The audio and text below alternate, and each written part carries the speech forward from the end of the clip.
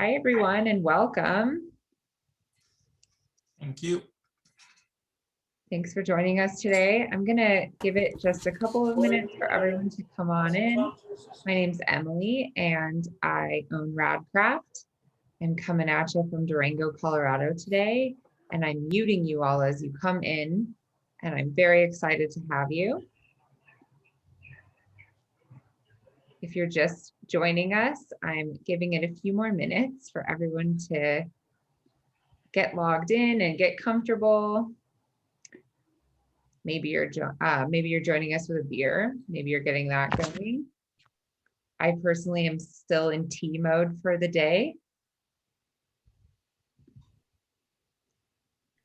Taking recommendations though about new beers to drink, especially ones that I can find in Southwest Colorado.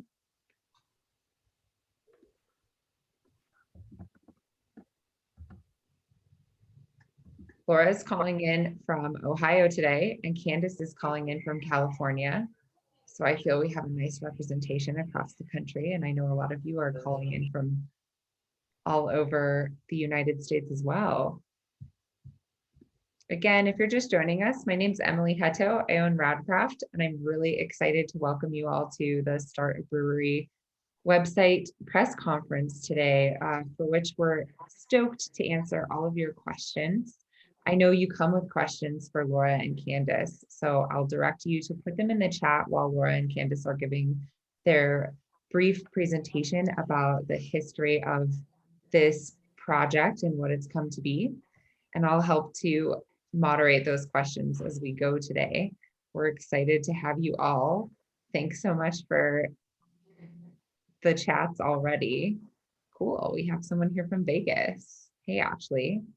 And Peter's drinking a dark lager in Sacramento. That's great.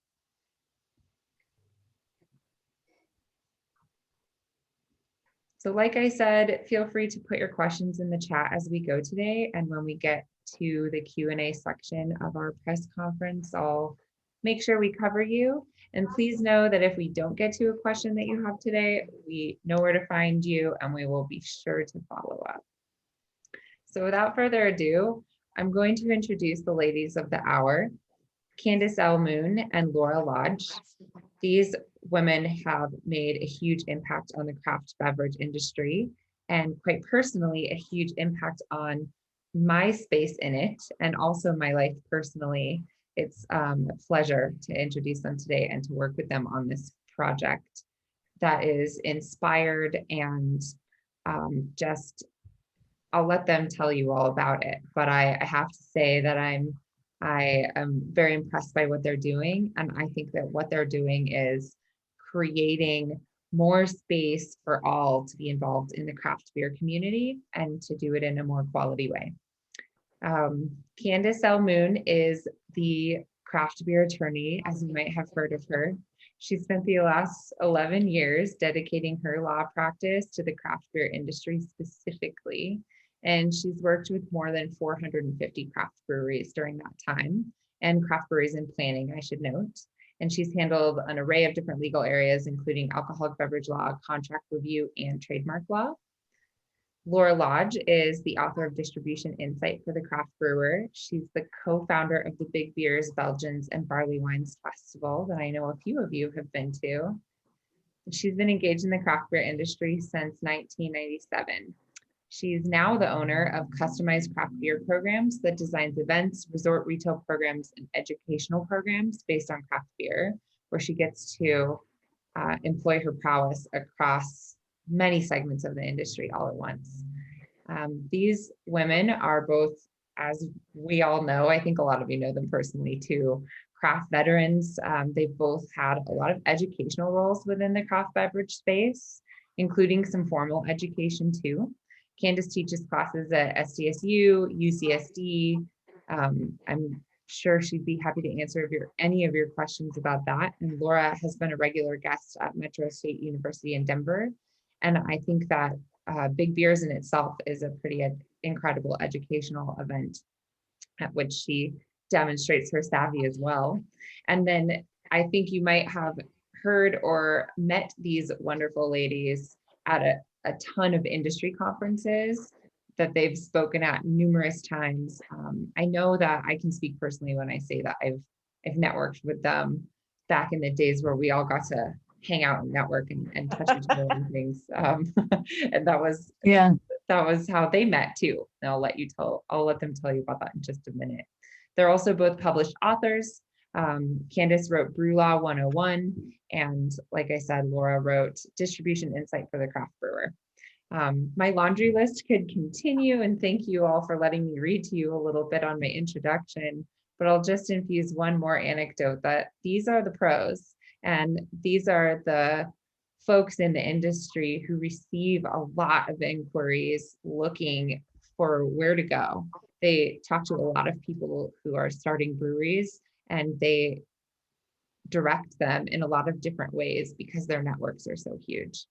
And so I think what I'm so excited to celebrate today is that this open door of theirs and this incredible network and resource set that they have is finally getting put into a platform that engages a much wider audience and allows them to continue to do what they love.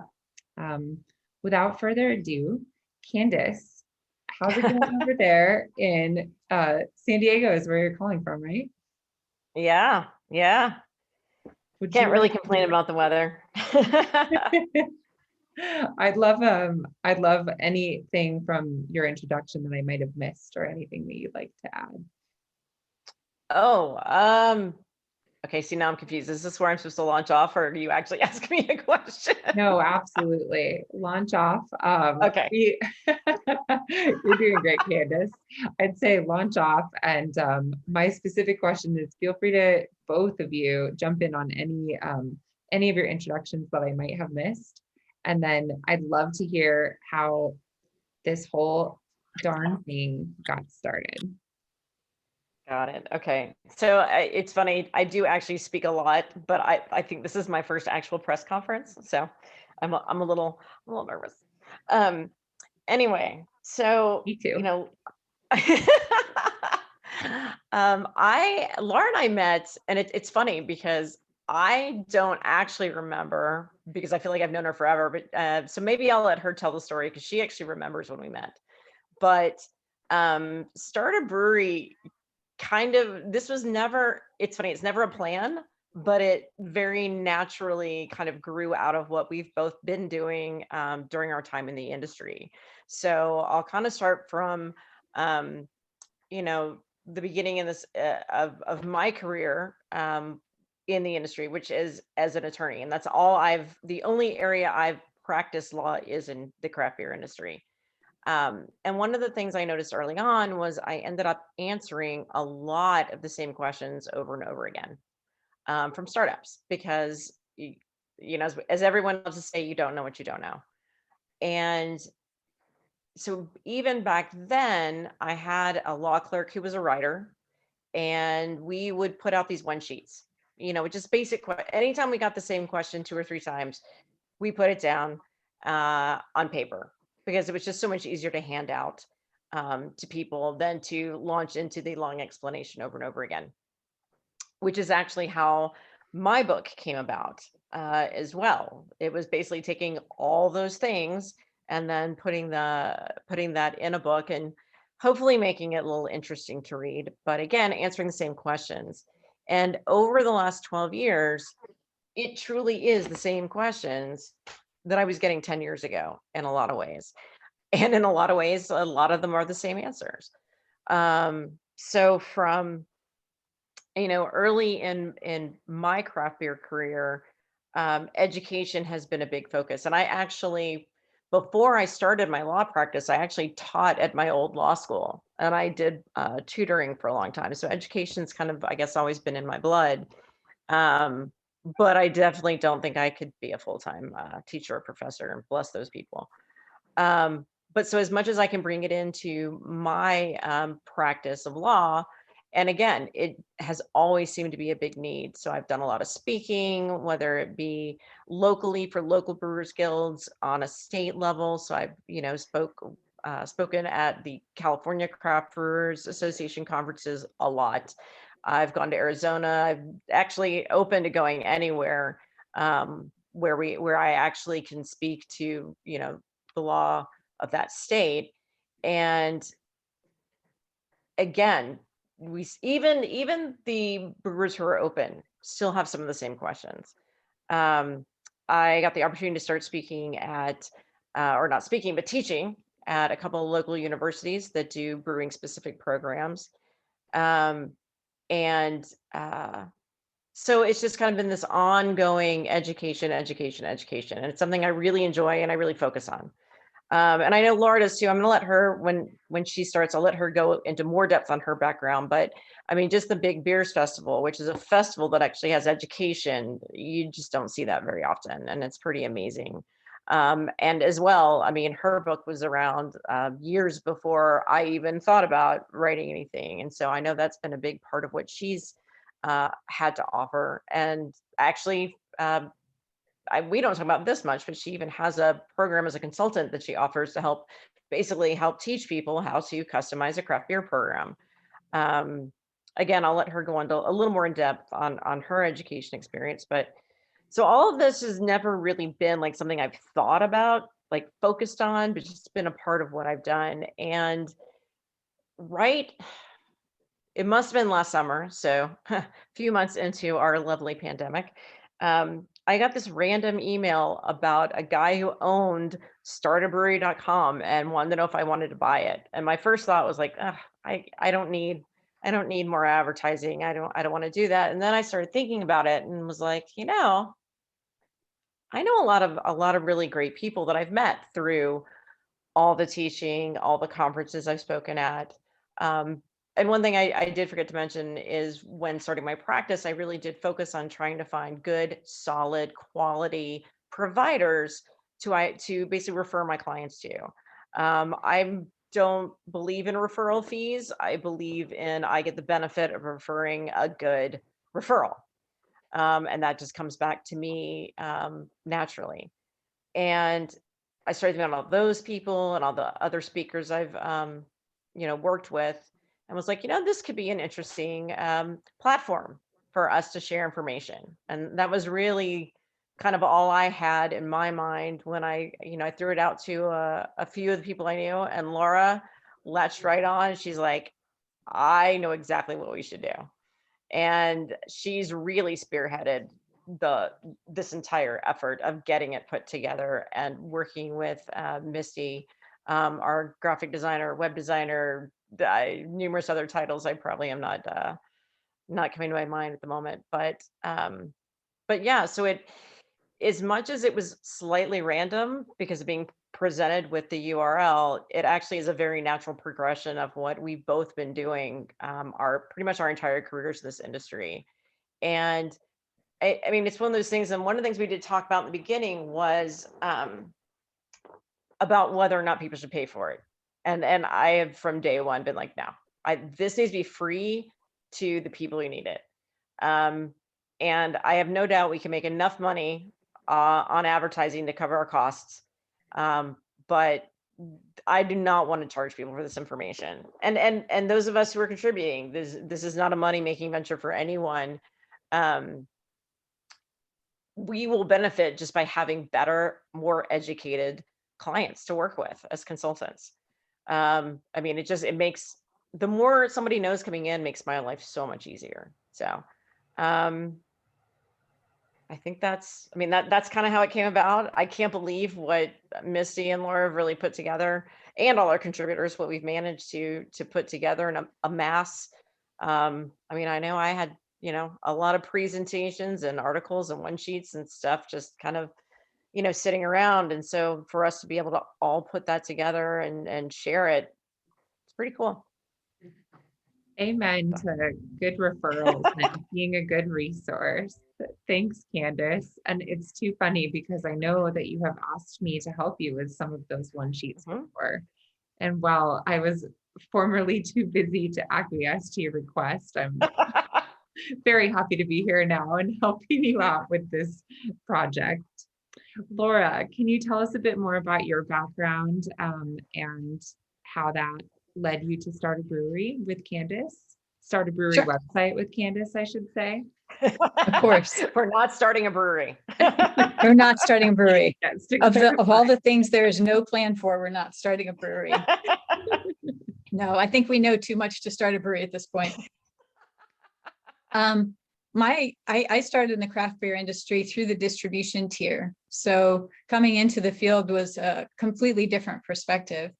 I was around early enough that I was part of the first wholesalers conference that the guys at Stone put together, which happened to be in San Diego. And I met Candace at a Pink Boots meeting, one of the very earliest Pink Boots meetings, when the group was still small enough that we would go all the way around the room and everybody would introduce themselves and talk about what they did. And at that time, I was looking for some help to get a trademark for the Big Beers, Belgians, and Barley Wines Festival. And one of the things she mentioned in her intro was that that's something that she does. So after the meeting, I headed over to find her. And that's been the beginning of a great friendship and working relationship as well. We've done numerous presentations where I've been kind of the psychology side of distribution, and Candace has been the legal side of distribution, trying to help answer those questions. And yes, I've been, I think, as much facilitating a lot of the education as I have been doing it, with the Big Beers Festival, with the Rocky Mountain Brewer Symposium, with a number of the events that I've just connected with savvy professional industry professionals who are willing to talk about their specialty and their focus. So education has always been important, and the networking piece of Big Beers actually ended up launching me into using that same network to create retail programs for destination resorts and training the staff there, offering education to the guests at the resorts, and then working with craft beer and brewing a lot lately with brewers retreats that were pretty phenomenal. And then with the workshop, and Candace and I pooled our connections right at the beginning of creating that workshop when we were working with Hayden and John and Jamie at Craft Beer and Brewing. And a lot of those same core people that we've worked with and referred over time have also been the first contributors to start a brewery, and the people that we bounced off our original concept of how can we put this together? What do you think makes sense? Some of our contributors are interested in the exposure that this will give them, and some of them have no interest in building their business any further than it already is. Everybody is donating their information for the betterment of the industry, and I think that that's a super cool place to be. So it's really a community endeavor. We're pooling resources and pooling education in order to kind of the rising tide theory. Emily, do you want me to go ahead with my little demo for everybody? That would be great, Laura. And while you get set up, I will just add to that I think Laura's rising tide comment really resonates with me, because the craft beer community is a special one. And I think if you've run a business in the craft beer community, you really want it to do well. And I'm long looking to connect everyone I work with good vendors that I always say speak beer. And so when Laura and Candace pitched this concept to me, I was all in, because this is a hub of people who speak beer and who can help you get your business started and grow it too. Take it away, Laura. Okay, I'm going to keep this quick and basic, but I really want to show you how it works and how we arrived at dividing up such a colossal mission. Starting a brewery is just overwhelming on a lot of levels. So right here at the top of the website, we have our plan, act, open, and grow divisions of time. And we decided these were the phases that we would focus on in the development of starting a brewery. We defined plan as everything from the original idea of, hey, we should do this thing, all the way up until the time that you do your first big investment, financial investment. So as soon as you sign that lease, buy that property, buy that equipment, as soon as you sign the bottom line, you're moving into act. Act includes everything from that moment all the way until the time that you open your doors. And open stays in effect until you're balanced and feeling financially and have the bandwidth really to think about growing. So growing can take on so many different forms, from adding a bottling line or canning line, depending on if there's cans, adding some space to your outdoor garden, adding a silo, adding a whole different location. So grow can take on all sorts of shapes and sizes. Then we divided each into categories of discussion and of projects. And for that, I'll take you to our main navigation point here, this floating menu, which goes with you wherever you go. And you can see here all of our categories. So accounting and point of sale, bank and equipment finance, business plan, consultant distribution, educational resources.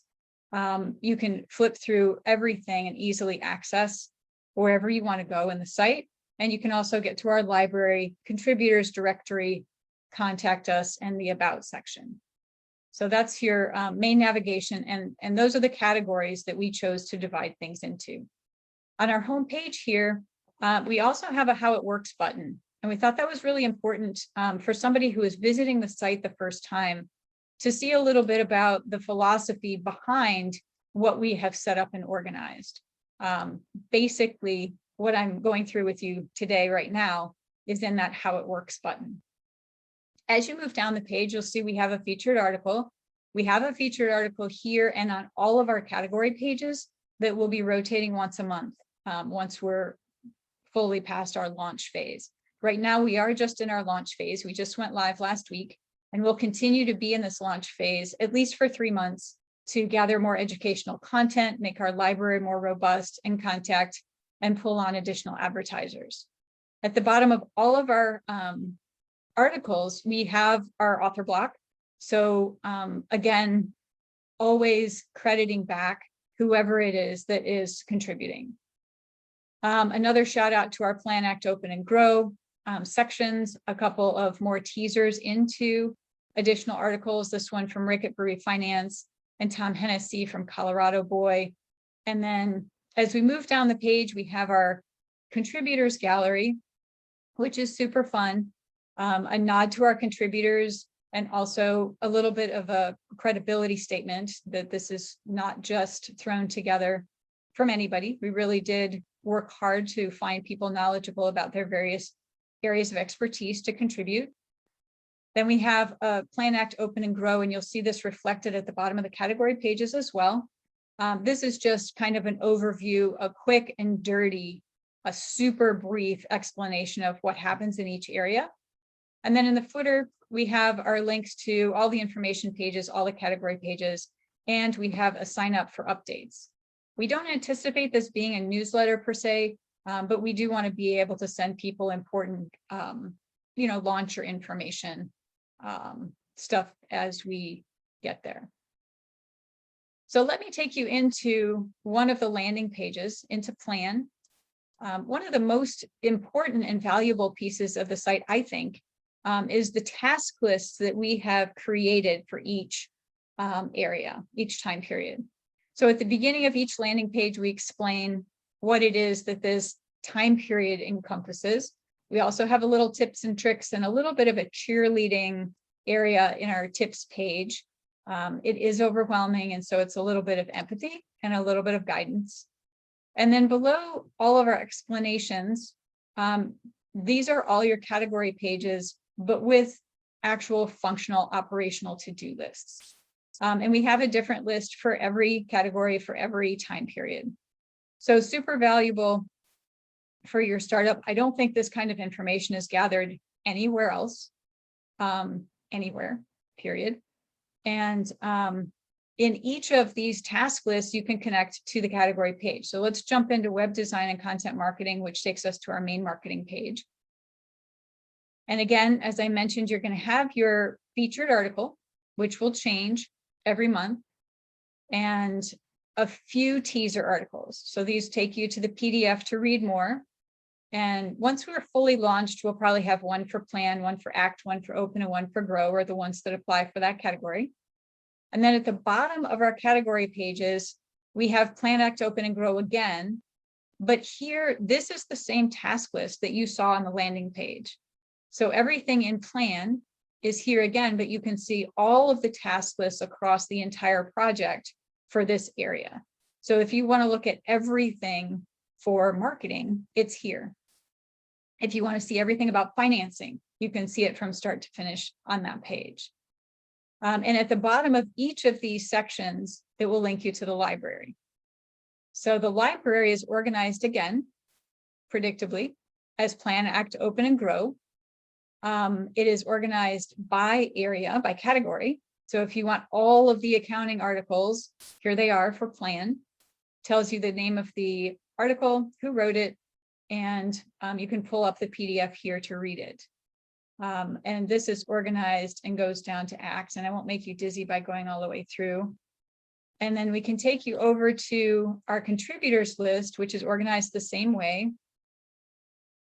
In this case, by last name. So if you're looking for somebody specific who's a contributor, you can see in what areas, some of the areas up to 2, that they're contributing and their website, and to email them directly. And our directory, which is different from our contributors list in that it includes our advertisers as well, is a more abbreviated version of that. And here again, we're within category. So we're all of your accounting contributors and advertisers are in these areas. Again, you can email them here. Again, their website is here, title and company.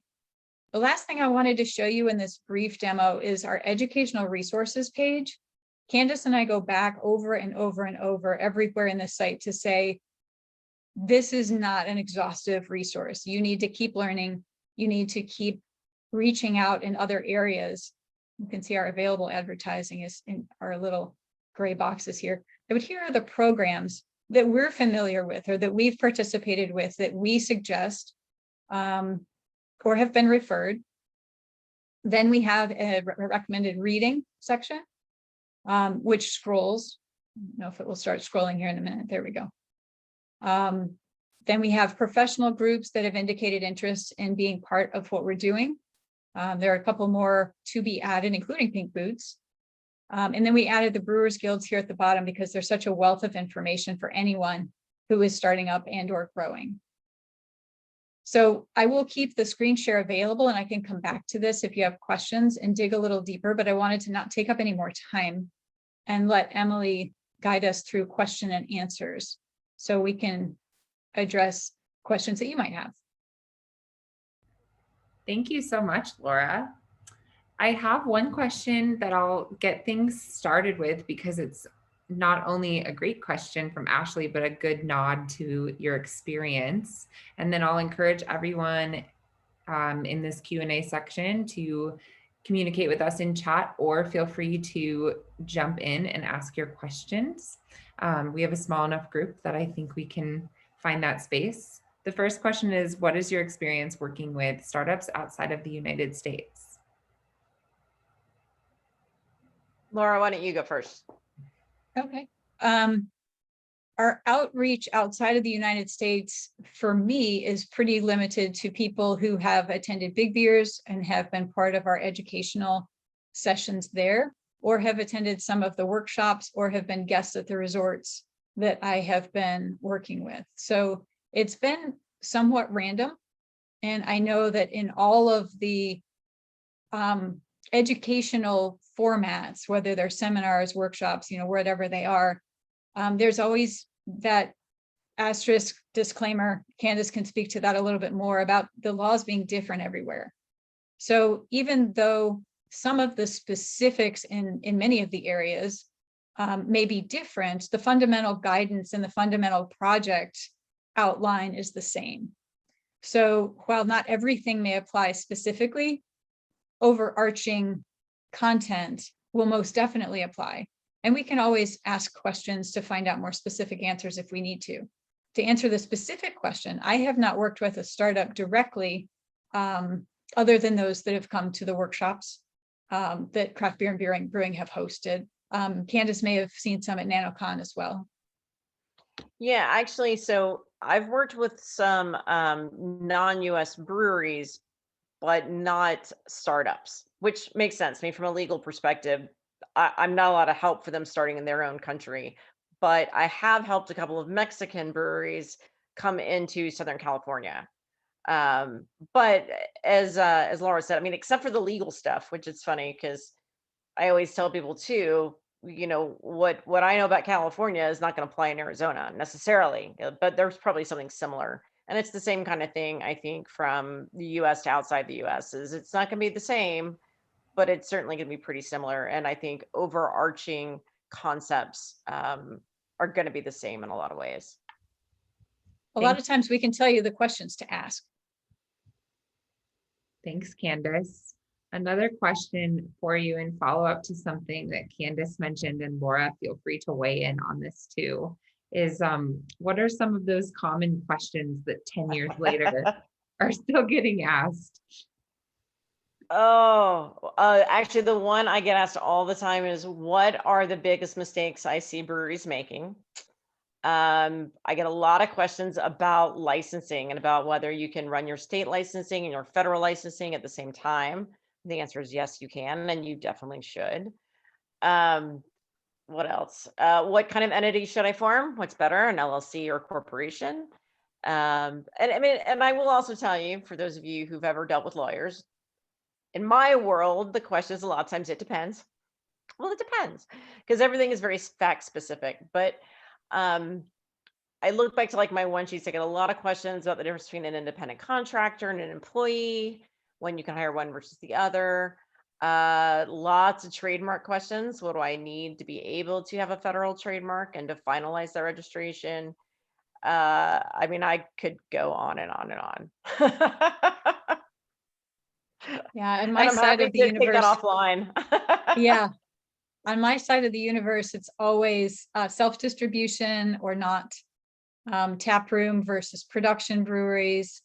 And it's interesting, distribution has changed so much in the last 10 years that it's a completely different animal now. The basics still apply, but the strategy does not. So, and Candace, we've heard bigger brewing systems, smaller brewing systems. Yeah, that I think that the basics continue to be the basics. Trademarks, I hear that one all the time, Candace, of the, do I have to trademark it? Yeah. Actually, my favorite from the conference is, what size should I start with? What size system should I start with? And my favorite, and really my answer to that is that at every conference you go to, every conference, the speaker is going to go, oh, I wish I started bigger. And I like to point out that's because all the people who did not succeed are not there speaking at the conference to be really happy when they started small, potentially. So. Yeah, great point.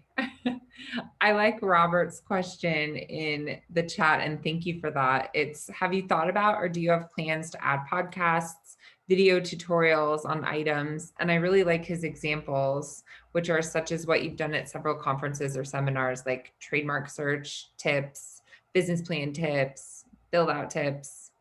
I think we could go on and on and on, but it's a great question, and I'll turn it to Laura first. Okay. Well, our second phase is going to be adding a forum. So the forum piece of that we've planned on doing, and have Misty has that whenever we're ready to do it. So having the exchange between the guests on the site and our contributors, or between guests on the site, is definitely a plan. A lot of the presentations that Candace and I have done, we have submitted as articles. So the content is there without being live or doing a webinar or a seminar. I don't know really that we have a definite plan yet to do that or not to do that. But it's certainly a possibility. Never say never. Well, actually, I think if I understand the question, it's not about doing something live, but it's about posting a video of a presentation, or posting a podcast session, in which case, yes, definitely. One of the things we talked about in the beginning is that I think everyone's a little different on what their comfort level with different mediums is. So for example, I will probably never, well, I'll never video myself to post. However, if someone videos a presentation, I do, I'm okay with that. But I'm uncomfortable with video. I'm much more of a writing, but I know a lot of people don't like to write and are much more comfortable doing a video explaining. We are up for all of that, because, and I also think people learn differently. So as much as I mean, I know that I'm a visual learner. I learn better when I read it. Some people learn better when they hear it. So I think I have definitely thought from the beginning that that would be an option for whatever medium people want to give us the information. We are more than happy to share. Um, I think the only thing is just making sure we don't overwhelm Misty with things we can or can't do. I say that not knowing the exact, technicalities of it, but We can do pretty much everything that you said. I think the main thing is that we want to make sure that we maintain ADA compliance. And so making sure that any videos and that kind of stuff also have a hard copy that somebody could read if they have hearing issues and that kind of stuff. So, but yes, we do plan on having video at some point. We just need them. We need contributors to offer them. So. Thanks, Misty, and a good opportunity to introduce you. Misty Gordon is the startobrewery.com website developer and motivational speaker and many other things too.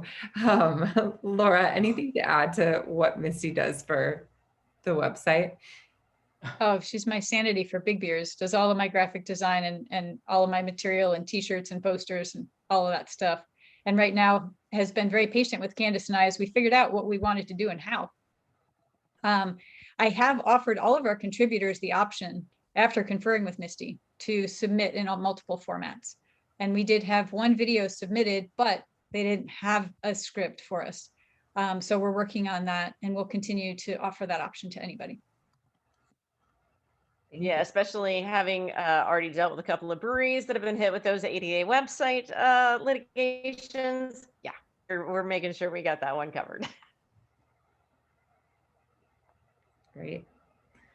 Well, folks, feel free to jump in with any questions. I have so many questions for Laura and Candace, but I'm here to make sure that you get yours answered. So please dive in. Don't be shy if you have anything to add. And I did see a couple of comments in the chat asking if I would be sharing this conversation. And yes, I will be sharing a Dropbox link to the recording thereafter. All right, looks like I got a DM from Peter. Thank you. I love this question. In regards to wider distribution strategies, there are generally a few different philosophies. There's the inch deep, mile wide, the mile deep, inch wide. And he says there's pros and cons to both methods. Curious to know your thoughts on each and the criteria you use to determine which method a brewery should use. I'll elaborate on those two methods one more time because Peter did too. An inch deep, a mile wide, focusing heavily on your home market and surrounding metro areas. Number two, a mile deep, an inch wide, recognizing it's important to win at home, but being diversified throughout a wider footprint. Hey, Peter, cool background. Hey, I just realized I totally messed up the definitions there. So they should be opposite of each other. So going so a mile wide would be seeking wider distribution. Makes more sense. Thanks for doing it, because as I was reading it, I got a little slipped up. Thanks. Yeah, Peter. no, that was totally my fault. And with the caveat being that it's hard to be successful if you can't win in your own backyard. But you see some breweries that really, leverage their home market and try to be everywhere. Whereas some breweries, it's like, yeah, we're going to send beer to like 17 different states, maybe just a couple pallets here and there. And it's interesting because both philosophies tend to have pros and cons, and just curious what your guys' thoughts are. Thanks, Peter. Laura, you got to take this one first. This is your area. I was kind of waiting to see if anybody else wanted to chime in. Peter, I would say that, and I'm going to steal this from you, Candace. It depends. First of all, everybody would tell you that over your own bar, you're going to get the best margin. So certainly start there. The second thing is that local is king right now. So you need to start where you have a loyal base. Right now, everybody has been really super supportive of their own local establishments. And so it becomes increasingly harder to reach outside of that space because then you're competing with their local people. That said, there are people who will send to where they have relatives. They'll establish connections there. They'll send where they know they have a hot market. They'll just send specialty products if they know there's a market for that kind of product in that specific location. They'll just send, to your point about just sending a pallet or two once a year or something like that, just to keep demand limited so that it continues to be successful. I think it becomes more and more difficult to be a regional or national brewery because you're competing on a local level with all the 8,000 or whatever breweries there are now. So I think it really depends on your message, your identity, how you frame yourself, and how you are going to launch and or maintain that excitement in the area that you're reaching out to. When I was working with my brother in the distribution tier, there were some breweries who didn't really have mass appeal. They really had that niche craft drinker who was willing to pay the money. And so it didn't make any sense to be a mile deep with those breweries because you had a limited number of shoppers that you were reaching out to, and they all went to the same stores. So you needed to be in the specialty stores, and it made more sense to be a mile wide, but just in the specialty stores and not worrying about being in the rest. So, it depends. But I think each strategy has to have merit based on your identity and how you frame your brand. I'm glad you asked that question and helped us clarify it, Peter, because it really demonstrates that Laura and Candace have spent their careers saying it depends. And that's because there are so many different varieties of types of businesses that get involved in making beer and having that as their final product. And there are so many paths, so many choices when you're getting started up. And startabrewery.com really helps someone refine it and is, as you just saw, a step-by-step process on really how to make that happen, or at least help guide them through the choices that are required to make that happen. What other questions do y'all have about the startabrewery.com website? John, I see you. Thanks for coming. How has the pandemic kickstarted eliminating some archaic state laws? How will this benefit new breweries? And I think, Candace, you are a good candidate to answer that one. Well, again, it's interesting because every state is different and different states have made different concessions. The funniest thing for me in California is there were a couple of things that a lot of California breweries started doing that apparently a number of them think are new things they're allowed to do, but they're things they've always been allowed to do and they just never were interested in doing. So like shipping direct to consumer. A California brewery has always been allowed to ship direct to consumer, but no one ever wanted to do it because it was a hassle. It was a lot of work. Why, and when the pandemic started, suddenly everyone's like, yes, this is amazing. I definitely think there's been a lot of things that have happened, and I think you'll have people in every state having had concessions that were made for the pandemic, realizing how convenient some of these things are, how useful. And what hopefully is going to happen is the public or the breweries or whoever is realize how wonderful it is to have things working the way it is now, will then reach out to their legislators to change their state law regulations, because concessions are just for now. They're not going to last forever. They have an ending date, and the law is still the law. And the only way to change the law is for a legislator to, propose legislation to change it. So basically, breweries who want to see some of those stay, which is what will help new breweries, or breweries that perhaps opened right before the pandemic, and God knows they needed all the help they could get, that have gotten used to something, are going to have to really work with their state, and with the public to try and get those things. What am I trying to say? Turned into concrete law. because, you know, any concession is not going to last until the law is changed.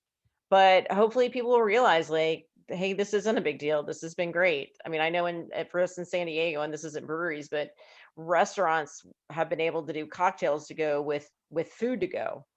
And I have very much appreciated that. So hopefully, I mean, so people really want to see it stay. And that's how laws get changed.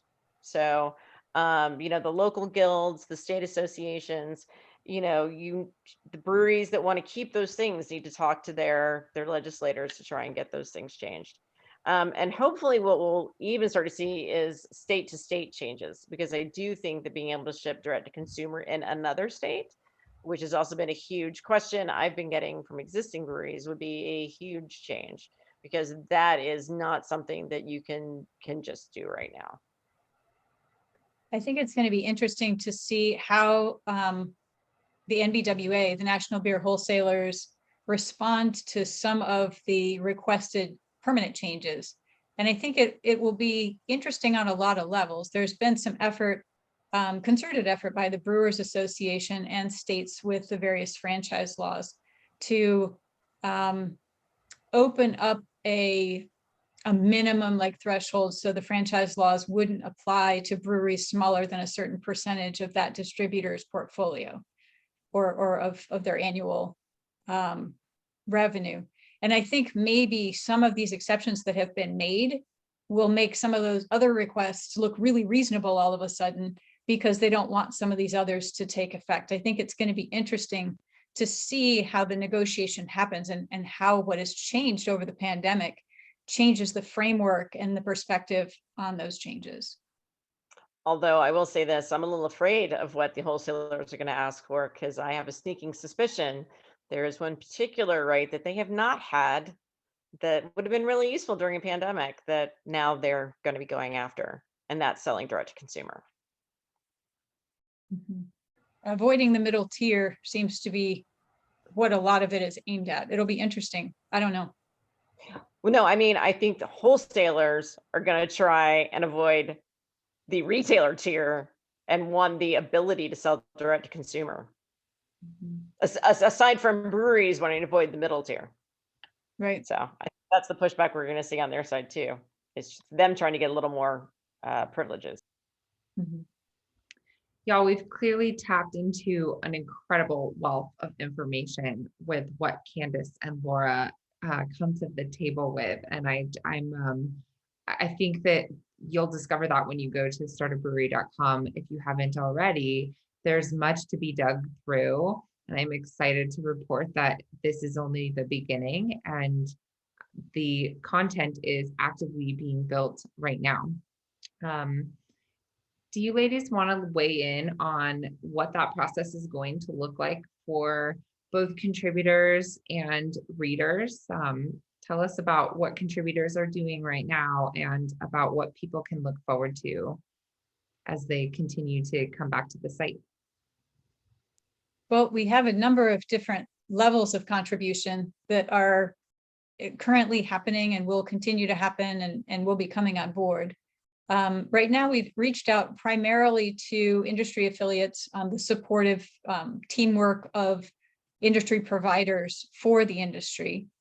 Some of those contributors are actually making all of their blogs on their website available to us as content. So in addition to individual one-off articles, we're going to see a stream of continuing articles coming from some of our excellent supplier contributors. We also have talked about reaching out to brewers to talk about their recommendations to startups, what I wish I knew, things I wish new breweries knew, you know, whether it's advice in their own specialty or whether it's an overarching business advice based on their experience or telling, you know, the things that happen to them. I think that there's an endless supply of people who are interested in sharing their experience, and that's something we want to tap into as broadly as we can in terms of providing that experience, but within the framework of that lens of my experience or our experience. we will make it clear that when people are sharing their stories, they're maybe not necessarily formally educated in that specific thing, or are. And sometimes, we want to be careful about making sure that somebody's story is not necessarily construed as professional advice in the case that it's not. So that's a little bit of a fine line to walk, but we want to just make that distinction and pull from a lot of different resources for our contributions. And also to that end, with contributors, I mean, we are open to reviewing anything anyone wants to submit, but I think we're also being a bit, we kind of have a qualitative review at this point to make sure that, everything that's being submitted is quality and good information. And to some extent, I mean, that's pretty much me and Laura. And if, somebody has a finance article, we're probably going to run it by the finance person that we know has a lot of experience and and just kind of get the, like, yes, that person knows what they're talking about, check. And I, partly because I have run into numerous people throughout the years where someone says, oh, I have this consultant.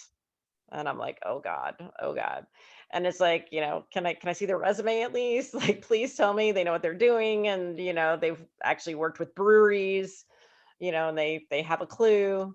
Or, as Emily was saying earlier about speaking beer, I always say they speak craft. That's actually how Mary Bretman and I, who's our one of our accounting, CFO, finance people, is like, yeah, speak craft.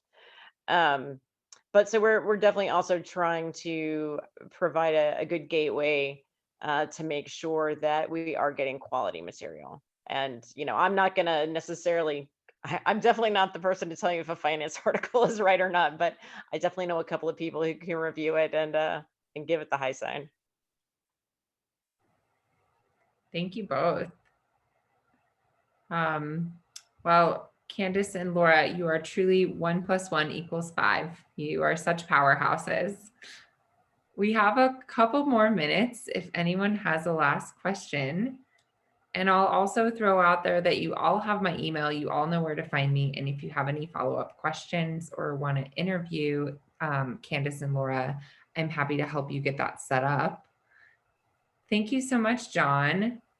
You're getting wonderful best of luck wishes.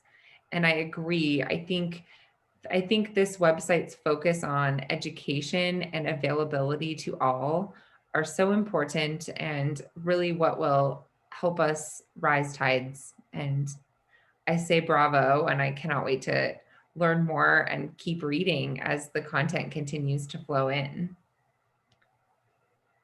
I'll also say thank you to everyone for joining us today. And if you are one of the many who will be listening later on, thank you so much for listening. Laura and Candace, you rock. Thank you for your time. Everyone can't wait to see you face to face in person as well. I agree with that completely. Wonderful. Ashley, I can't wait to hear more about your new business. Keep us in the loop.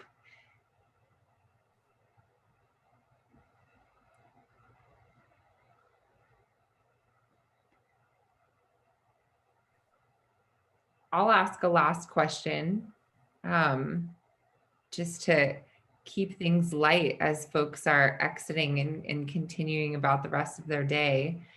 What's a brewery that you maybe recently, or maybe just have a story about where you helped or you got to drink one of their beers when they opened recently, or where you got to try it or go there when they opened recently? Can you think of one? I haven't been anywhere recently, okay?